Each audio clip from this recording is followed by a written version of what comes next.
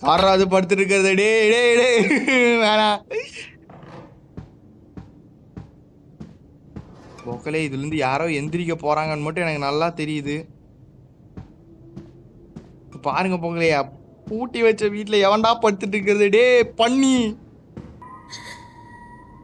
யாருமா? அம்மா. உ.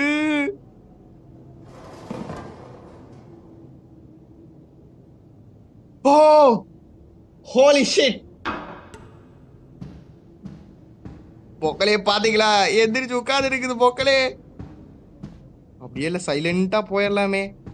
டார்ச் இப்பதான்டா ஆஃப் ஆகும். பொக்கலே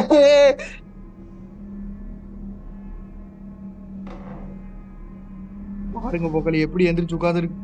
Holi shit. Holy shit. Door திறமா போ. ஐயோ door lock. Oh my god, யாரும் நின்னா கவனிச்சிங்களா?